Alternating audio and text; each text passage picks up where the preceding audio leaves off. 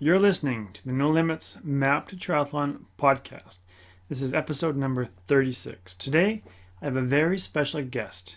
Many of you know who he is, the man behind Outrun Rare, Dave Proctor. Here are some of his accomplishments. He has a wife, 3 kids. He's a massage therapist at Movement Sports Clinic here in Calgary at movementsportsclinic.ca. He's a Guinness Book World Record holder for the furthest distance run on a treadmill in 24 hours. The distance was 260.4 kilometers, and the Canadian 24-hour record holder. In the summer of 2018, Dave attempted to run across Canada in record time while raising funds and awareness for the Rare Disease Foundation. Unfortunately, Dave was forced to stop just east of Winnipeg due to medical reasons. However, this has not stopped Dave at all. It has deepened his desire to invoke change and get back on his feet to advocate further. This is going to be a great podcast, so stay tuned. Hi, I'm Todd Malcolm, and I've been in the sport of triathlon for over 25 years. I'm head coach of a triathlon group you've probably never heard of. We don't train all the time, and we don't have goals to win races. In fact, our motivation is the exact opposite. We train for triathlons in addition to living busy lives with the goal of staying in shape and challenging ourselves in this amazing sport of triathlon. We are triathletes with no limits, and this is your map to triathlon. Dave, thank you very much for joining me today, and I'm in your studio today. You're in my living room. You're in my kitchen. Yeah. And it's wonderful, and you made me a nice cup of coffee, and it's delicious. I see you've got one too. Yeah. And so we're going to have a podcast, and I believe you're like my most famous guest so far. Really? Yeah. So far. But thank you. Yeah. But you know, we got to I start someplace. I think I'm starting pretty high. So it's pretty good. Thanks, Todd. You're kind. One thing, you know, I followed you last year when you did your Across Canada thing, and I was really inspired by what you did. I thought it was fantastic. Thank you. And so I watched that moment when you dipped your head into the ocean, and I just thought something special starting here. And it was, for me, it was awesome. So I watched you every day for most of the days, and I gave a little bit of a thumbs up or whatever, and I thought it was wonderful. What is going on in your world today? So last summer plays a big role in what's going on now. So to give a little update on last year, I tried to break the Trans-Canadian speed record, 66 days, 108 kilometers a day across the country.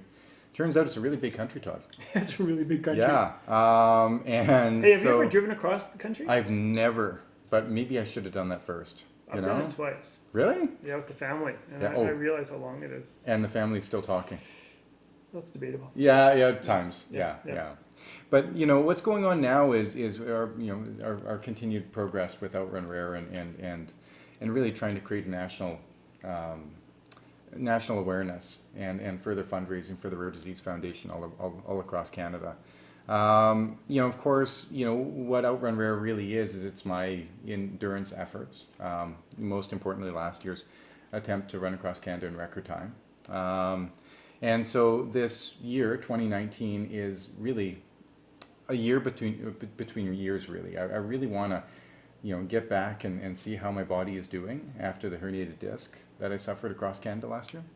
And I want to see how the body responds to, pushing the mileage with, doing speed on the treadmill, and really doing multi-day races, the 6 days in the Dome in Milwaukee in August, and then of course the Big Dog's Backyard Ultra in October. And if all goes well, I feel pretty confident that my body, can take another punishing of, every day wake up at 4 o'clock in the morning, run until 4 or 6 o'clock in the afternoon, and do that for months on end. So really, it's 2019 right now. Let's see what my body is capable of after those injuries in 2018. You know what? When you see all that stuff, I just got to stop and go, well, I mean, I don't even know where to start. You just said you wake up at 4 a.m. and then you finish at 4 p.m. and you do it over and over and over again. Yeah, and so that's what the run across Canada really was. One of my good friends, Pete Kostelnick, he ended up running across America in record time. He's got the Trans-American Speed record in San Francisco, New York City in 42 days. And he says it's like Groundhog Day. You wake up every day and, it's... same songs on the radio, same cup of coffee, same. Okay, and you just I'm just hammer. going to stop you for a second. Yeah. Do you like the movie Groundhog Day? I love that movie. Yeah, Okay, Bill good. Murray's Good. fantastic. I Do you love like it. I love it too. My wife hates it. Really? Absolutely. We were actually watching a series on TV, and she goes, "Oh my gosh, it's like Groundhog Day. I can't watch it." So I Yep. think in order to run across Canada or the States, you need to like Groundhog Day. That must be a prerequisite. I've not thought about that until this point, Todd, but I think Awesome. you're absolutely right. Sorry, I had to interject there. Well, no, yeah, perfect interjection. And so, yeah, no, that was it. Really, this past summer was that you get up at either 3 or 4 o'clock, and then it takes you a while to kind of get your stuff moving, and you hit the road before the sun comes up, Yeah. and you take a picture for Guinness World Records of where you were, and that you literally were there. You press your watch, you start your watch. Hopefully, your Garmin Live Track is working, and you get going. And RV would meet you up ahead, 20 kilometers. So the first 20 kilometers of my day, the first 2 hours of my day, call it. It's just on my own with a pack, and I'm eating a lot of food in the morning, and it's really quite a peaceful time of the day.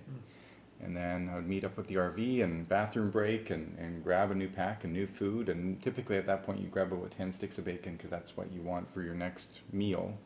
And you meet them again in 20 kilometers. And then So is the bacon cooked? bacon's cooked, absolutely. How do you like it? Pretty medium. Yeah, so not too crispy because I'm a crispy guy. Are you? Oh yeah. Yeah, I like crispy when it comes to a brunch, but Yeah. when it comes to fueling when I'm racing, Yeah. I like it a bit soft. I like to be able to chew it and then stick it inside of my cheek and kind of suck on it for a bit. I know it sounds terrible, but Like a squirrel. yeah, like a squirrel. Yeah. Yes. All right. Yeah, absolutely.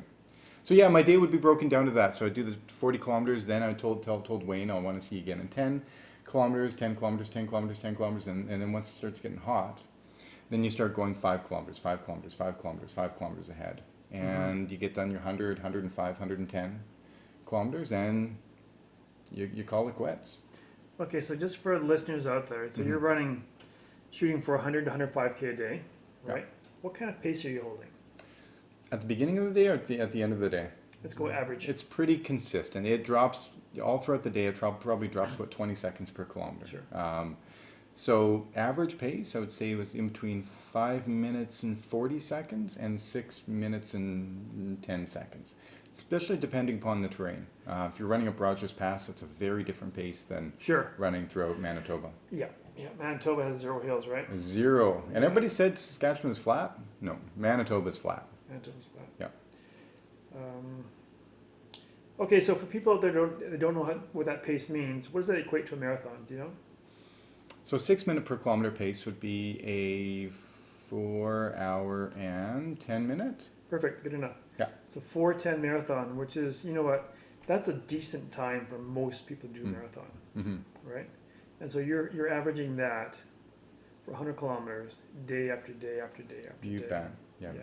And one of the differences as well too when it comes to a Trans-Canadian speed record is that any amount of difficulties when it comes to chafing, when it comes to blisters, when it comes to any little thing, sunburns, you cannot even start with that. So not one day out there did I have any type of chafing, because once you start feeling skin burn, you stop and take care of it. So you'd have to give up 3 or 5 or 6 minutes here and there just for the longevity. So, my days, even though that's my average pace, I'm still stopping every 10 kilometers or so Right. for an extra 4-minute break here, 5-minute break Right. here. And, that's one of the things that Pete told me. He said, it's non-negotiable. He said, you have to do this, or else 3 days later you have an open sore between your Right. legs. We all know chafing and Right. as athletes, and you're done. So you have to absolutely manage and monitor everything on the fly. Did you get any blisters? I got one blister, and so it was a deep blister, and it was touching my bone Oh my gosh. on my big toe. So no real blisters like you would typically think of blisters on your heel or on your insole, or but the one blister was right underneath my big toe, and it was touching and I tried to dig for it a number of times and I couldn't get it, and I really think it was just because of the camber of the road. You're running on one side of the road, because I would always face traffic, and you would always have to see traffic. I desperately needed to see what was about to hit me. And so, because there are a lot of distracted drivers out there. Did you have any close calls? I had a number of close calls. Oddly enough, they were in BC, and secondly, not that that's odd. They have really quite narrow, windy roads there, Right. and a lot of people kind of cut Sure. corners and.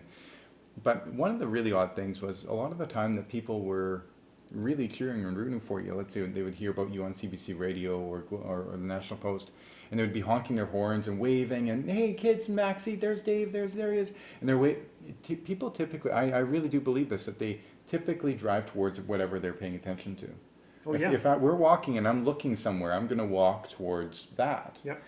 And so these people did not want to run me over, but yet time and time and time again, they continually went over the shoulder, even over top the rumble strip, and you're like, what are you doing? Coming at me. They're coming at me. And so then I would but at least they were giving you notice. So whenever you started hearing honking, you kind of knew Okay. you might want to, Get ready and to tuck in. you don't flip them the bird, because they're nice people, but Yeah. yet they're, they're just so preoccupied. And I think it's just human nature, like you said. Where you look, that's where you're going to go. When Right. I'm coaching people on a bike, I go, you look where you want to turn. Right. You don't look in the ditch. No. You look for the turn, and that's You where you bet. go. Yeah. And so humans, when they're driving their car, they go, well, I'm looking at this runner, Yeah. and it just happens. I want to take him out too, Oh yeah. which Yeah. is terrifying for you. Absolutely. Absolutely. And so, and you couldn't think about it out there, No. but you always had to think about it a little bit. I would always run up ahead, and we had a lot of people running with us. And I would always be looking up ahead, and I always had this, because I run a lot on the highways out here, and you always measure that person. You don't need to stare at the vehicle, but what you could do is you could look at their front wheels and measure that gap between that and the white line, and then you look away and you look back, and if it's now narrowing, they're coming over towards you. Right. And as a runner, cyclists don't have this option, but as a runner, I can step 3 or 4 feet into the ditch, and I'm very safe. Yes. And so I would just, and even sometimes grab the runners around me and pull them with me Right. over. And I think after a while, if this is your office, like you're there, 12, 14 hours a day. So I would become really quite good at knowing, okay, I don't like this guy, or even like U-Haul cars, trucks. Right. Rental trucks, right? People Sure. typically don't drive them well. Yeah. And so just going to start getting over automatically. Yeah. Yeah. Crazy. Wow, I'm getting excited just talking about that. Now I want to go back, and you talked about Milwaukee Big Dome. Yep. What is that? So it's the first race that that these organizers have put on. Well, it is and it's not. They tried putting on a race like this 3 years ago up in Alaska at a 400-meter indoor track. Oh, okay. And so this year they're doing it down in Milwaukee, and it's called 6 Days in the Dome. Right. And it's Joe Feges and group. And really what they did was they threw this out there, and it was almost like a big carrot on a big stick, and said, hey everybody, all the world's best 6-day runners are all going to be in one spot, and we've eliminated the night, we've eliminated everything. It's a 443-meter indoor track. It's a lot like the Olympic Oval, where the track's on the outside of the Right. speed skating 400-meter track. And every 4 hours we turn around and change directions, but for 144 hours straight, you run. And So what's inside? You said like, we have the speed skaters. Yeah. What do they have there? I think that the ice at that time of the year is removed. Oh, they have So ice. they have ice Okay. there, but I think it's removed, and we have the entire space for the entire, well, not week, but 6 days. Wow. And so 144 hours, so 6 days, and the gun goes off, and then 144 hours, the gun goes off again, and how far have you traveled? So And it's who goes the farthest wins. Correct, yeah. And they have money prizes for the first runners to get to 100 miles, 200 miles, 300 miles, 400 miles, and 500 miles. So there really is a push to put up big numbers early.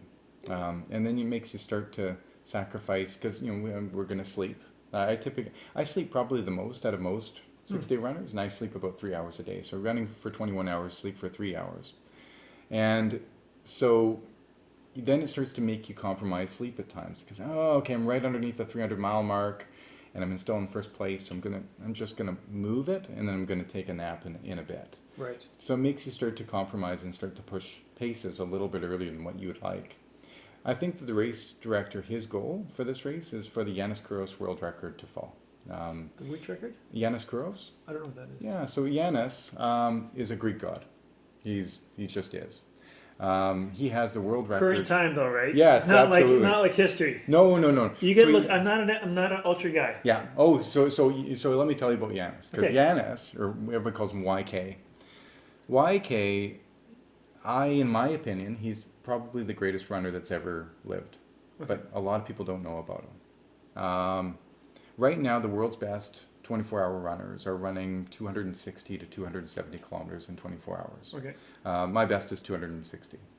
That's good. And Yanis Kouros has the world record of 303. Ooh. I just can't imagine anybody in the world right now even coming close to that. That's 43 kilometers. Yeah. Oh, give or take, right? Yeah. And it's Marathon. It's alarming how fast the pace would be for 24 hours straight. Did you ever figure out what pace he's running? I think it was a 4 minute and 40-second per kilometer pace. Ouch. Yeah. So my paces are averaging about 5:30. Oh And my so gosh. and any runner knows to bump up that little bit of a pace at 10 seconds more per kilometer, 20 seconds. That's huge. But over a 24-hour period, this guy's not. So Yanis ended up has the 24-hour record, 48-hour record, 72-hour record, 6-day, 10-day, 3,100 mile record. He's got every big record out there. The Spartathlon, he's destroyed that every year that he went out and did it, and he has the top 3 or 4 times. What the heck is a Spartathlon? The Spartathlon is the race in Greece in which, I'm gonna mess this up, and of course I'm being recorded. So that's okay. It's a 245 kilometer race from where the Spartan warrior saw that the Romans were coming, and he saw them coming, and he ran 245 kilometers back and told his general that they were coming, and then he fell over and died. Wow. And so it's that exact route that he ran back, and it's one of the world's biggest ultra marathons. It's fantastic, and the world's best. Have you done it? It would be my dream race. I would love to do something like that. Put it on your list. I know, I need to. Unfortunately, I've got a list that I need to get through in the next year or two, but it's certainly... It's on your dream list. Oh, I would. And the problem is, I don't know if I'd want to race it. I would want to just go and enjoy it, you know? So maybe I'll go back twice. Go and enjoy it, and then go race it. Are there prereqs for people to do that race? I don't know. To an average Joe like me, could go out and do it? I think so. Because it kind of appeals to me. Oh, isn't that cool? Yeah. Yeah, you just get through it. Now there's a time cutoff and things. There's always time cutoffs for ultramarathons. You can't have a course open for days on end. But it's it's just the coolest race. So he shows up the first year, and he wins it by like 3 hours, setting the course record. And nobody's at the finish line because nobody expects this guy to be there at that time. So they were like, yeah, he's a cheater. Well, he goes back the next year and even breaks his better time. So the guy is not human. The guy... Where's he from? He's from Greece. Okay. But now he lives in Australia. I don't think he's running at all anymore. Oh. He's well into his 60s, I think. Oh. But he... the 6-day world record, which is 645 miles, is, I believe, the only Yanis Kouros world record that I'll see fall in my lifetime. And it was simply because he never ran a 6-day explicitly to run a 6-day. That was his 6-day mark on the way to run and break the world record for the 10-day. Crazy. So it's almost like the marathon world record falls by a guy who's running 60 kilometers, but just goes through and runs 1 hour and 59 minutes and 59 seconds. It's just unreal. It's like there are people that are beyond the rest of us. There's giants amongst the giants, and he's it. It's kind of nice to hear you say that, because most people look at you that way and they go, no. This Dave guy, he's not human. There's, he does things that I could never dream of. No, and then you have this guy who goes, I can't even touch this guy. Oh, if I was in a room with YK, I would shudder and I wouldn't know what to say. It would be pretty neat to meet him one day. How cool would it be? I think one day you'll have a podcast with him. Oh, wouldn't that be something? I think you will. Yeah. I could see that happening. See, I could put that up on my whiteboard. Absolutely. Yeah. You got a vision board? I should. No, I don't. No? No. Okay. Yeah. Well, what's the whiteboard then? It's just like a vision board. It's just a little whiteboard in your head. Oh, in your head. Yeah, yeah. You don't have an actual one. No, I've got these things that I need to accomplish, but All right. yeah, I don't typically write it down. I don't save medals. I gotta, you know. Okay, so medals. Let's talk about medals for a little bit. Like a lot of people are driven by medals. Like they get the medal and they wear it for a long time. Mm-hmm. What happens when you cross the finish line and give you a medal? I think I come back and I give it to my kids, and then they think they lose it. I don't know. Do you have any framed? No, no. Do you have any pictures of yourself framed? I've got my Guinness World Record framed at the front door. Okay. Yeah, I've got that Lost Soul rock up there. That's the course record that I set a couple of years ago at Lost Soul, just because it's a really cool rock. It is a cool rock. Yeah, and It looks like from a distance, it looks like one of those wrestler world champion yeah, rods, isn't that doesn't cool? Yeah, and it's just a perfect rock, and that's got a really cool story behind it too. That Lost Soul rock. From my house here. I heard this story. I heard yeah. this story, and I go, "Oh, this guy's not normal." Yeah, and so tell that the was story. really Tell the cool. story. And so I ended up running from my house here in Okotoks. Yep. And it took me 2 days. So I ran down to Claresholm and stayed the night, and then I ran from Claresholm down to Lethbridge the next day. So I think it was 170 kilometers in 2 days. I got down to Lethbridge, and then the next morning I ran the Lost Soul 100 mile. And just the smoke was horrendous that day, and the heat was stupid. But I love that race. The race organizers are the best, and it's a fantastic race event. And so when I woke up that morning with the smoke, I thought, there's no way I'm going to race this event. I'm just going to get through this. But then you get on the course, and especially when you pull it back on the front end, you feel good. Yeah.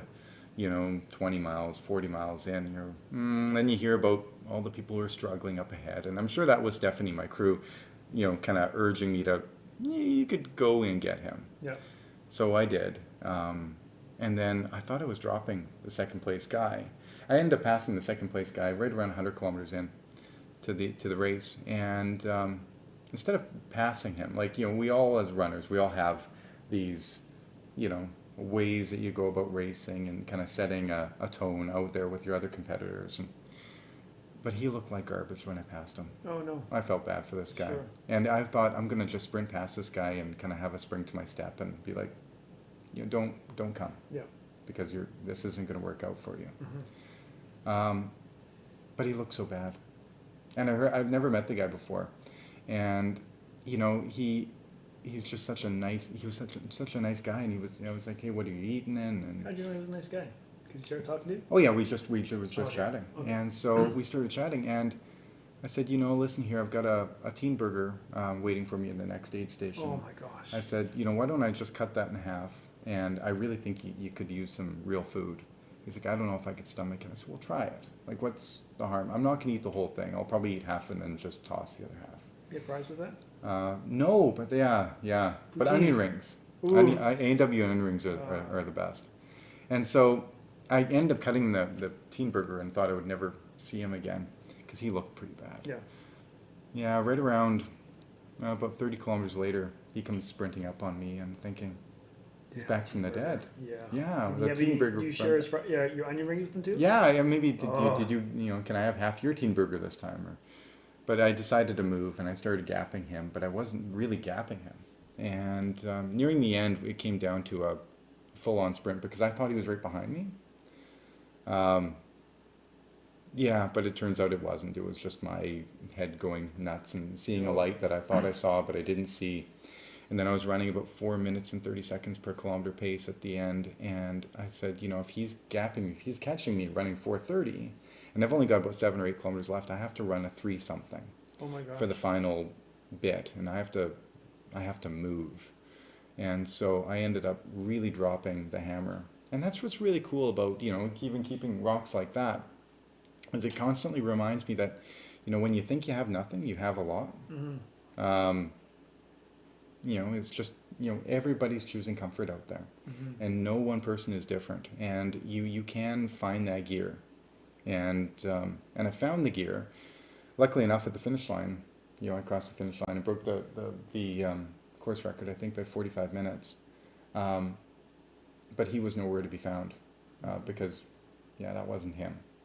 So, and when I was running that, yeah, exactly. Yeah. Which is not bad. No. But if you didn't have that, you would have had an easier run. I would have coasted in. right? How'd And you get home that day? so I was gonna run back. There was a GoFundMe page that was set up saying that, hey, Dave can't afford gas, that's why he ran down. Which it was like, okay, well, now we have gas money, so let's Yeah. let's. So I end up. My wife said, hey, Dave, you're not running back because that smoke was. I've never puked in a race before, Yeah. and I puked a lot during that race, Oh. and it was certainly crossing the blood barrier.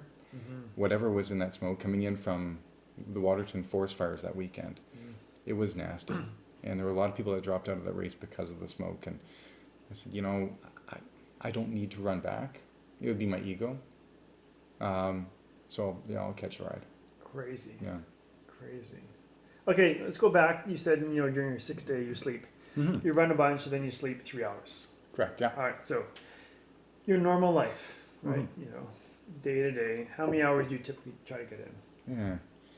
I try to get in 8. I typically get in 6. 6. Yeah. It's unfortunate, and then sometimes I get 5, and then I crash on a weekend and I end up getting 10 or 11.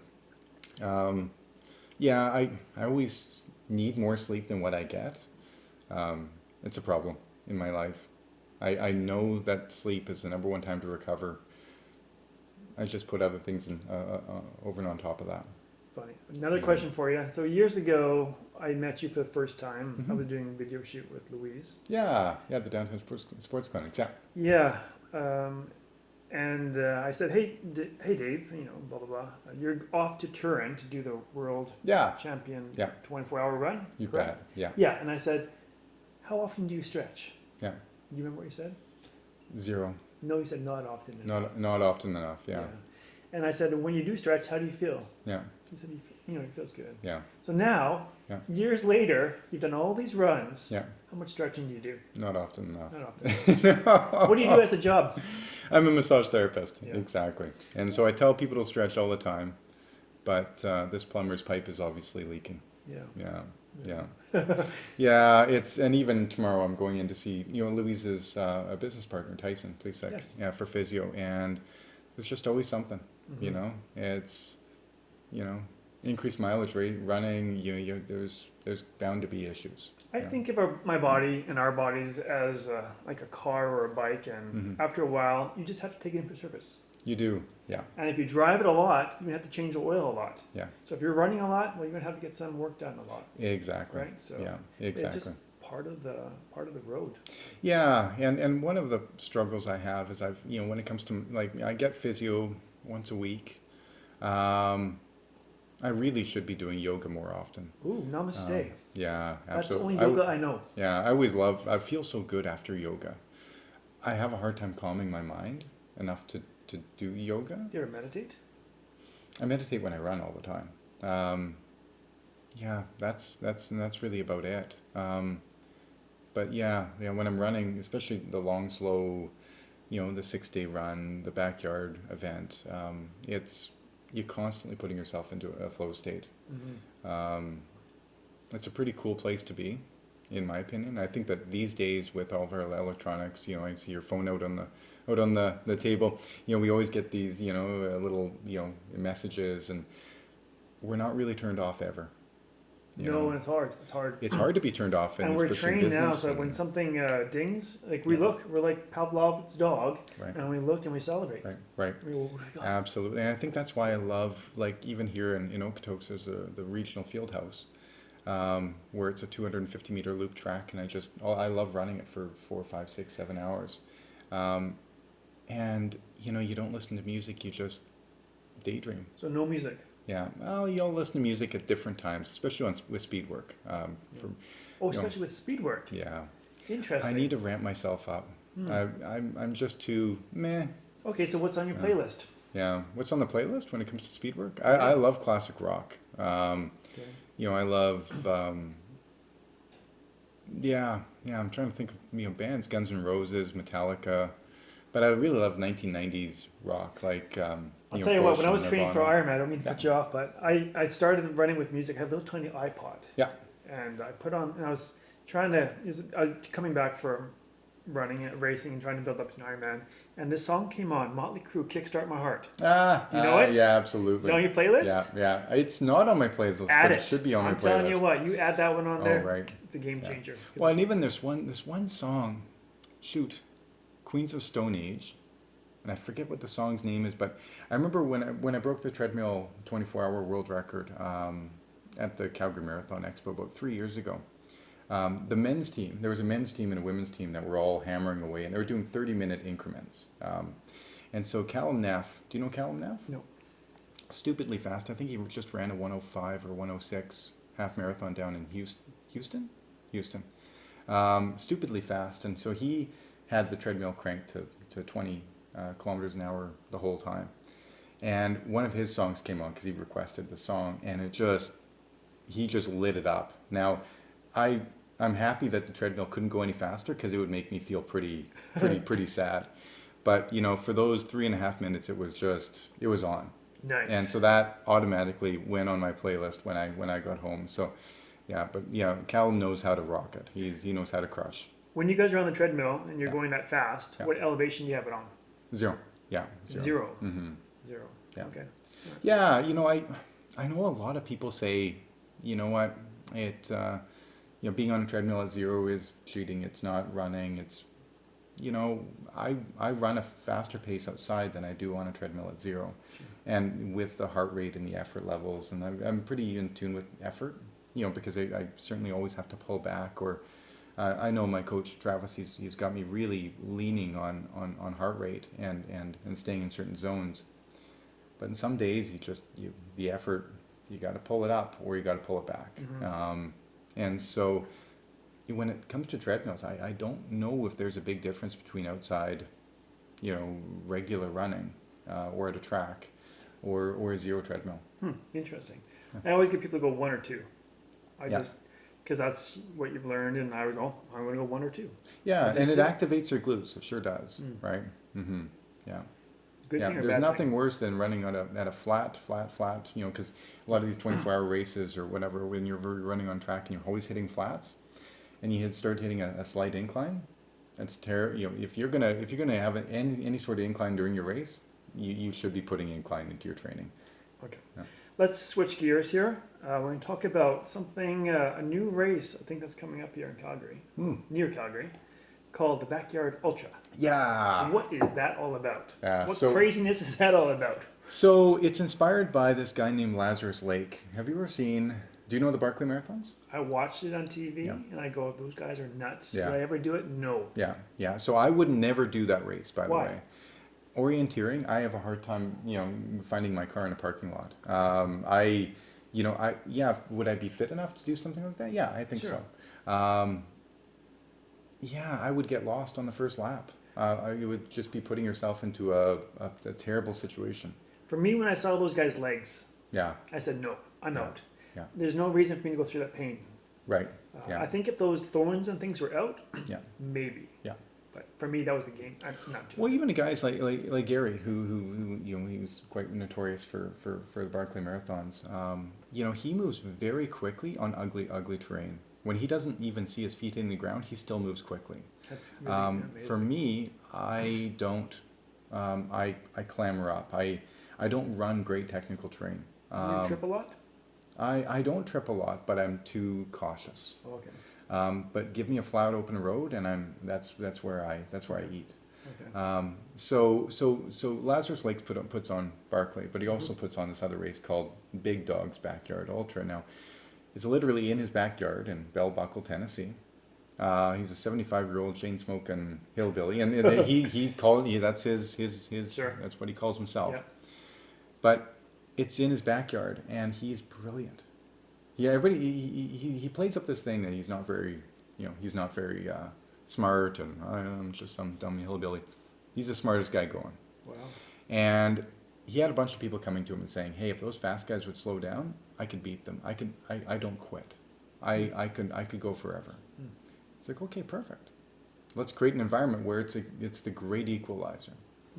And so what it is it's a 4.18 mile or a 6.7 kilometer looped course.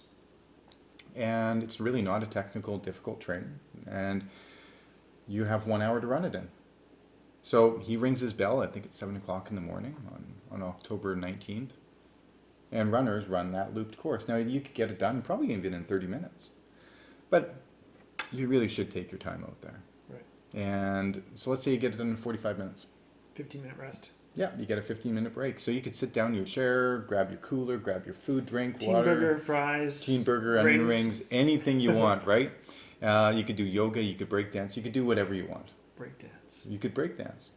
But, there's a 3-minute warning, 2-minute warning, 1-minute warning, and you have to be in the corral again, and he rings his bell and says, it's Groundhog Day. And you go. Day. Yeah. And you do it until there's one person left. Last person standing. It just keeps going and going and going. That's it. Wow. And so the winner this year came down to Courtney DeWalter and Johan Steen. And Courtney bowed out at 67 and Johan ran at 68th on his own. Wow. So 68 hours. Wow. So I think it's 280 miles. But I think Johan would have been well into his 80s if Courtney would have continued. Have you ever done that race? Never. I'm going down to do the main event this year. So I wrote to Laz and what's the main event? So it's Big Dog's Backyard Ultra, so the one down in Bell Buckle, Tennessee. So the same thing that you just talked about. Yeah, You're going to do that. Yeah, so I'm going to go and do the main event. I'm thinking the winners, I think I'm in the top 5. And I think the winner will come out at about 80 hours, which I'm trying not to think about numbers. I'm thinking it's Wednesday. So it starts on Saturday, and my goal is Wednesday. What's the date? October 19th. Oh, it's still quite a ways away. So what we're doing is we're always looking for ways of fundraising for the Rare Disease Foundation and getting the word out about Outrun Rare and rare disease across Canada. And so we come to realize, wow, there's none of these races anywhere. So I wrote to Laz and I said, hey, could I put on your event, 6.7 kilometer looped course in Westbury Creek on summer solstice on June 21st, longest day of the year. And all proceeds go to the Rare Disease Foundation. And so I think we have 103 registered already. Poor souls, or 103 poor souls are already registered. What's the limit? What's the cap? 150, yeah. 47 to go. Yeah, 47 to go. And I know a lot of people are, they're, okay, I'm going to wait and see once it gets 75% or 80%. Yeah. So we're going to sell out, which will be the largest backyard event in the world. Now there are backyard events popping up all over the world. There was one just in Dubai. There's one in Ireland, and they're all golden ticket events. What's a golden ticket? So if you win my event, and you have one of the higher numbers, so highest, how many hours you're out there, in all of North America, there is 2 golden ticket events in North America for the 7 different events in North America. The golden ticket is going to be an automatic entry into Laz's event. And so Laz is only picking... Into his Backyard Ultra. Yeah, okay. You bet. And so he's only picking 75 of the best runners because he wants to... And I have a feeling, and this is just me throwing this out there, out of all 75 runners in his event in October, at least 70 of them are all going to go over 100 miles. So over 24 hours, and it's just going to continue for days and days and days. Wow. Yeah, because really, it's fascinating when you think about an event like that. You don't have to be quick. In fact, being fast is quite bad. But it's about being resilient, and it's about not giving up. And so Johan, he's just the perfect specimen to do well at events like that. So he was the guy who ended up winning big dogs, and all he was focused on was that next one. He's like, okay, I'm running this. What do I need to do for the next one? He didn't have a number in the end. He was just like, I'm going to drop out after she drops out. That's it. Wow. And it's such a different mindset. Whenever in a marathon or a 50K race or 100K race, whenever, are you forced to take a break only 45 minutes into the run? Never. Never. So what my hope is for my event with Outrun Backyard is that if your longest run ever was a marathon, you're going to run 80 kilometers at my event. Or if your longest run is 100 kilometers, you're going to run 100 miles. Because it's forcing you to slow down so you can pace yourself properly to go further. Okay, so what's the date of that again? June 21st. Now look. Yeah. I need some advice. Oh, are you signing up? I didn't say, no, don't get ahead of yourself. No. Don't get ahead of yourself. Yeah. June 21st. I have an Ironman. Mm-hmm. August. I don't know, August 16th or something. How much volume do you need? I'm doing the Boston Marathon this year, first time ever. Have you ever done that? Really? No, never. That's great. Yeah. Yeah. So I'm ramping up my volume, which is Yeah. nowhere near yours, but for me it's still something, Volume and right? speed, yeah. I don't do a lot of speed. No? No, I don't. I really don't. But But you're so fast. it's all relative. Ah, well, It's all yeah, that's relative. true, isn't it? Yeah. And I've been trying to get people, like in my brick class, I say, guys, look, this backyard ultra's coming, and I think I don't want to blow my Ironman by doing an ultra. Mm-hmm. And I got some people, well, I'll just run 60K. I'm like, 60K? I've never run 60K. Yeah. The farthest I've run is a marathon. Yeah. So that's my limit so far. Mm-hmm. So you're saying if I signed up, I would do 80K? I think you could easily do 80K. Like, I think a guy like you, with your record and your, how long you've been running, it's a very different brand of running. Understand that. You're pulling it back. You're running with a pack of people. The person who's probably going to win is probably going to be behind you, which is weird to think about that.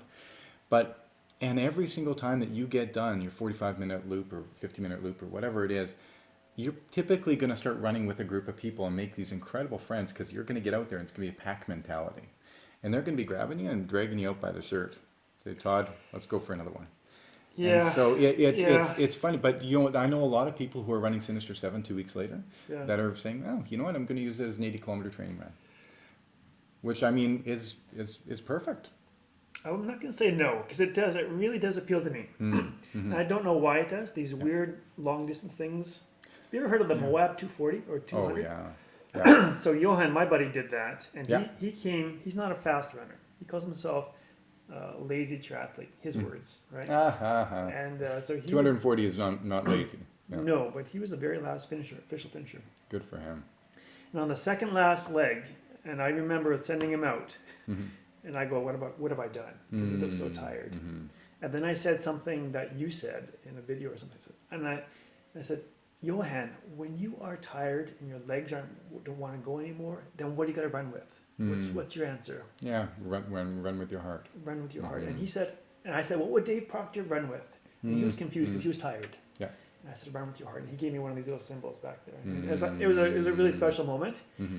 It's funny how you're inspiring people, you don't even know it. Oh, that's so cool. Isn't that neat? That's, yeah, I better be careful what I say. I think though you say pretty good things, so I think we all have to be aware of what we're saying, because we do affect other people's, what they do. Oh, absolutely. And that's neat to hear that. So yeah, thanks. That's nice to hear. And that was the longest event I've ever seen. I was his crew member. No, yeah, crew, right? So I'd follow him along, and he'd sleep in the back of the truck. After he's done sleeping, I'd sleep in the truck, and I'd go to the next aid station. Yeah. And so I thought these guys are nuts. And I remember when he first told me he's running 240 miles. I'm like, first of all, I had to do the math. I go, well, how long is that? Yeah. And then how do you train for that? So it was a whole different kettle of fish. Just got to be relentless. Yeah. And you don't have to move quickly. You just have to not stop. But he still got to stop. You still got to stop. You need to make it to that pit stop, fuel up, and get out before time is up. Yeah, how do you eat an elephant? Little bites, right? You look at a whole pizza. We were talking about eating full pizzas. You look at a whole pizza and you have to just cut it off into small little bits, and little bit by little bit, especially when you're closed and you're not looking at the whole pizza. After a while, you've eaten 3/4 of the pizza. And you're like, oh, okay, well, that wasn't that bad. Yeah. So I'm not going to say yes yet. I'm not going to say no, but there's a chance she might see me there. Yeah, it's a very, it's the first year that we've put this on. It's a very different concept. Most people run half marathons, Olympic distance triathlons. Like, it's a set distance, and there's speed involved. There's transitions. This isn't that. It's just the last person standing. It's crazy. So what kind of shoes do I need? Probably a couple pairs. It depends on how long you're running. No, I'm kidding. I didn't even think of that. A couple pairs. Oh, it's always nice. I don't know how you feel, but even just I've to never change done up an shoes. event where I had to change. Actually, that's not true. I only had one event where we had to change shoes because we had multiple transitions. Because one got just all filthy. Right. Yeah. But never thinking, I got to change shoes. Well, and No. it's one of those things too. Sometimes you don't even need a pair of shoes, but sometimes mentally it's like, okay, my problems are solved with my feet because I've New changed my shoes. shoes. And it feels different. And it feel every shoe land different. It's just a Yeah. different feel. Yeah. So I'll tell everybody, bring out a second pair. Nice. You might not need them, but you could always blame your last pair of shoes on maybe your performance in the last 2 hours or whatever it is. What kind of shoes do you like to run in these days? So I'm running an ultras. I like the Torin. So it's a super wide toe box and a zero drop heel. I've gone from New Balance over to Ultra in the last year and a half. Um, yeah, and it's just my hips and my legs. There's less recovery between long runs. I don't notice any difference in speed, but we were talking earlier about speed, and there's speed doesn't really matter too much in most of my events, and so but recovery sure does matter, especially recovery on the go. Mm. Day in and day out. How are you? How are you faring from day to day? Right. So no, I love the wide toe box because Cool. you just the feet they want to move around. I will use elastic um, shoelaces just to and they're super loose. Like I can easily when I lift up my foot, my heel comes out. Really? Yeah, so I like a lot of space. You don't get blisters out there? No, I just don't get blisters. You wear socks? Yeah, I Yeah. wear Swiftwick socks. So a tighter sock to my foot. I just typically don't get blisters. I'm very, very lucky. Where do you buy your shoes? Well, I'm sponsored by Ultra, so For me, where would I go get shoes? so I would get them from either Strides or Gord's Running Store. Okay. I know that the Running Room has one or two pairs, but not Okay. not too many. Yep. But I know that Gord's, especially Gord's, they have all of them, I think. But Strides has most of them. Awesome. Perfect. Hmm. Well, what else do you want to talk about? We've been talking for a while, 45 minutes. Which Have is, we? Look, you're probably my most popular guest, Ah. and so far my longest podcast. Well, yeah, and that's the thing because I just don't shut up. Absolutely. You have endurance. Well, so hey, do you want to talk about the treadmill, 100 mile? Yeah, what's going on with the treadmill? So that's the next race.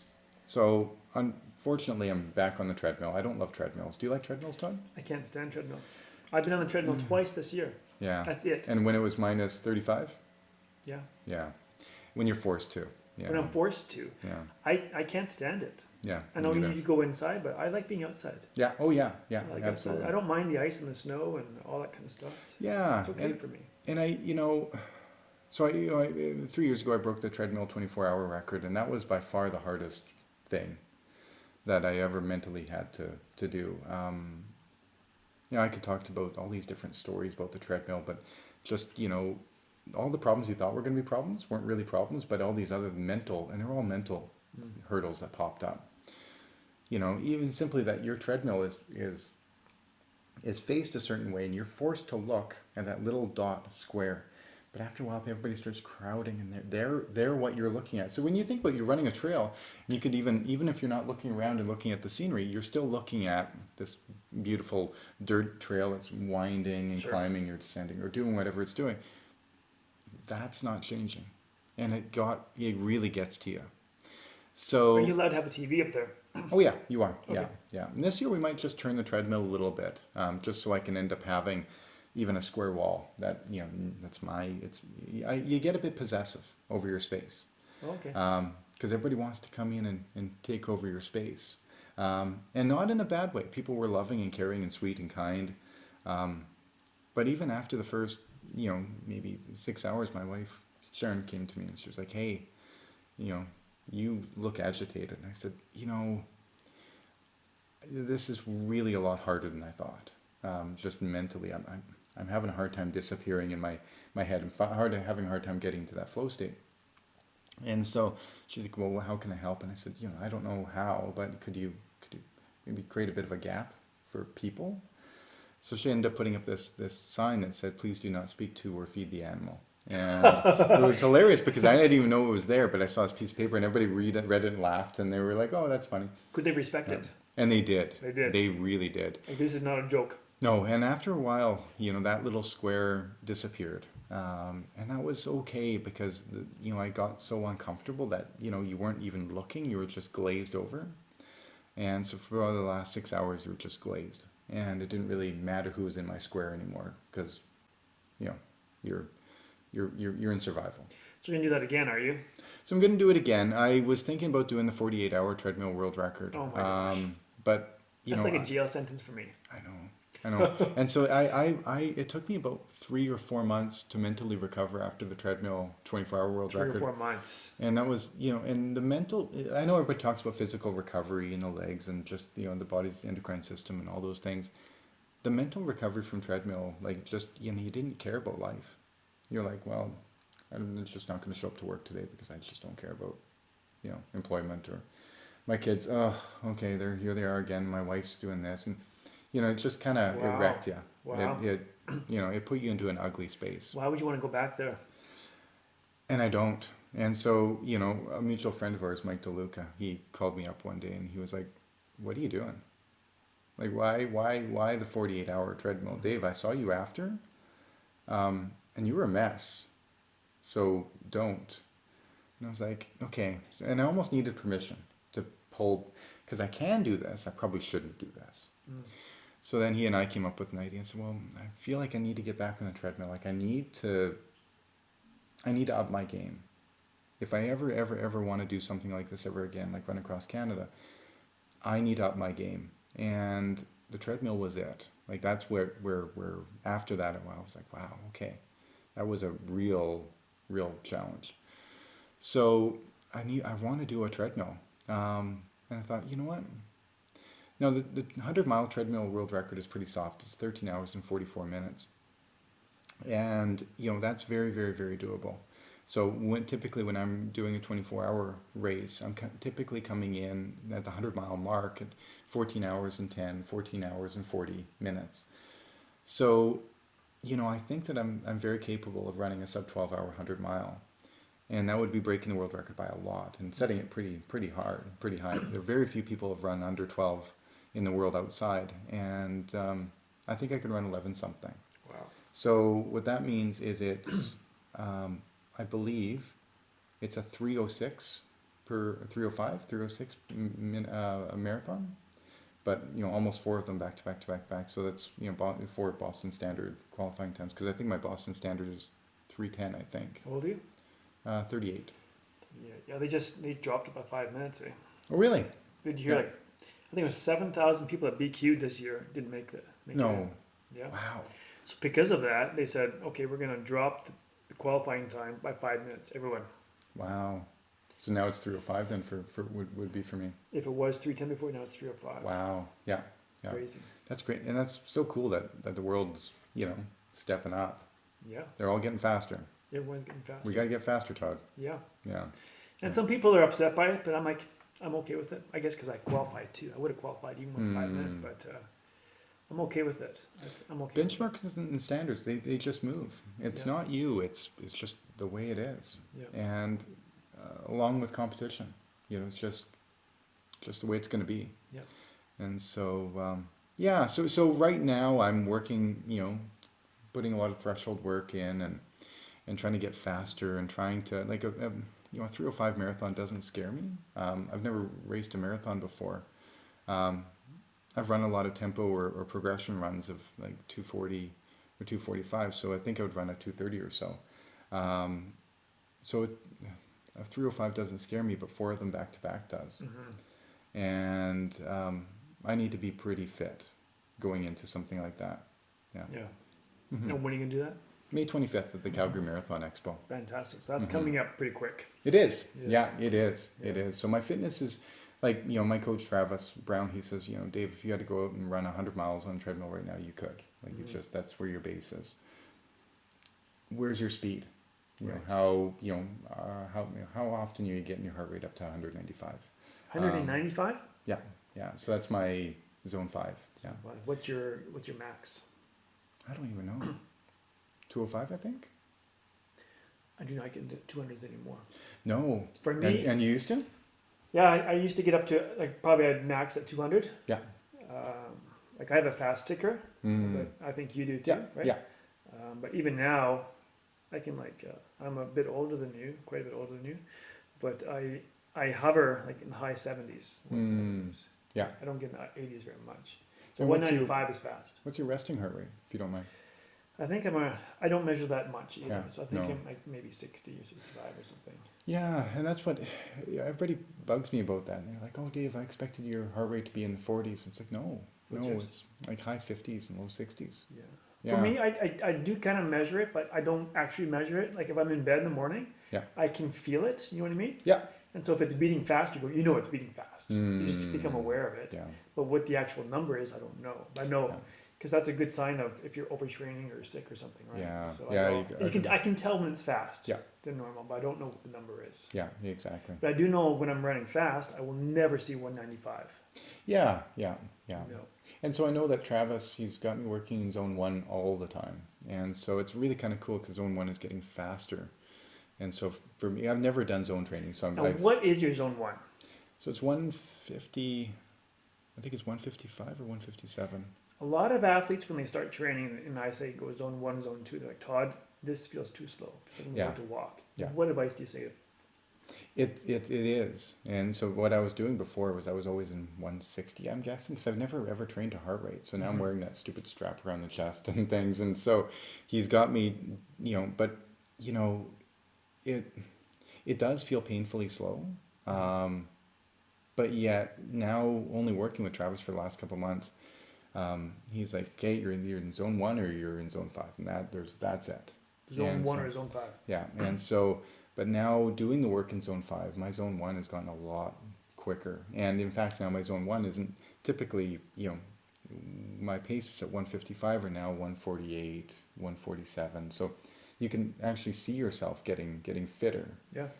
It's pretty cool. And growing more accustomed to. Yeah, so there is something to this coaching thing, Todd. Yeah. Yeah. I Turns like it. out. I like it. Yeah. And heart rate's a big thing too. Like, Yeah. and I get that the strap is a pain in the butt. Mm-hmm. And some of these watches now have, heart rate sensors. Right. Do you have one of those? Yeah. But he likes the strap. He says I like the strap too. it gives a better reading, he said. So, yeah. And in the wintertime, where do you put your watch when you're running outside? Right. No, where do you put it? Yeah, I typically leave it on my wrist, but it's always under like big, jackets and. See, I put it over top of the jacket so I can see really? it. Yeah, because I don't like exposing the skin when it's really cold. Yeah, no, yeah. Now we're coming to the end, but I want to get this tip that I'm having trouble with. Yeah. But I think I solved. But I want to hear what you do. Mm-hmm. When I'm running outside, Mm-hmm. a long run for me, I'd say 2.5 hours. Mm-hmm. And it's cold. I need to stay hydrated. Yeah. So I have a hydration pack on my back. Yeah. I got the hose coming out. How do you run in cold weather and not freeze your hose? I freeze my hose. Haha, that's funny. No, sorry. Yeah. I wear extra underwear. No. I certainly circle back. I don't go for runs too far outside. So you don't run with a back? No. Oh. No. What I'll do is I'll put in extra electrolytes into my drink. So, salt water just freezes at a different level. Yeah, going for longer runs outside in the cold, I certainly circle back to the house. So I'll do, 10, 15 kilometer loops and keep coming back and back and back. And so I could always leave, drinks out just in front of my, right out in front of or right inside my front entranceway. And I could always come back and get that. So, I try to create workarounds. But in all honesty, I've got frostbite on my feet about 3 years ago. And so I try to limit the amount of time that I'm running outside because, it took months. How did you get frostbite in your toes? Yeah, it was, well, it's funny. It was at the Nog Jog. You ever heard of the Nog Jog? No. Oh, so it's a race that we put on in Okotoks here. Yeah. You have to drink eggnog. Yeah. And then you have to run a 400-meter lap and then drink another cup of eggnog and run. And there's booze in there? Nope, no booze. But the winner is the person who throws up last. Oh. And so, but when you drink like 2 or 3 liters of eggnog, it comes out like a storm. Oh, it's fantastic. not. Oh, That'd it's be a good video. Oh, it's the greatest video. And if it's a stream that's on the ground, it's still coming out of your mouth. It's just, wow. and it doesn't That's hurt either impressive. because it's a base, right? Yeah. And so, but I showed up early and I was shoveling the track. And I was shoveling the track in my runners. You got wet? And yeah, wet. And I remember they started to hurt and then they stopped hurting. And I was like, well. Oh. And so I just got, that's one of my problems. I'm relentless. Once I get something on my mind, I just do it. Yeah. And so I think that was it. Yeah. Yeah. And that hurt. And so now Yeah, I've got I could see damaged. That's like me with my hands. I frostbite Yeah. them years ago. Now I'm very sensitive outside. Yeah. And so I have to have like heaters and stuff in my mitts. That helps, but I understand. Feet would be brutal. Well, and that's the thing is if I end up worsening the frostbite, I could maybe say goodbye to my whole year. You know, who knows? It's just not worth the risk. It's not worth it. No. Not worth it. So there's a tip for you guys: don't frostbite your toes. Don't start. Because it ruins the next many years. Hopefully not the next decade. Yeah. Dave, thank you very much for joining us. I think this was a really good podcast. If you made it to the end, that's fantastic. Of listening to this. Hey, leave a comment. No one's left a comment yet on my podcast. Really? Really. I need to go leave a comment on your podcast. We tried to bribe people. I said, look, if you leave a comment, we'll send you a donut. Really? Yeah. Yeah. So so that's it. We're going to send you a donut. Yeah. So if you're the first one, I'll give you a donut. Perfect. But, okay. And somebody's probably going to beat me to it now. Well, I've been doing this for a while, and no one's done it. So really? Still 0 comments. Yeah. Yeah. So okay. We'll have to wait and see. But we're coming up in an Maybe, hour, which is awesome. Maybe you might want to crank that up to a cupcake or something.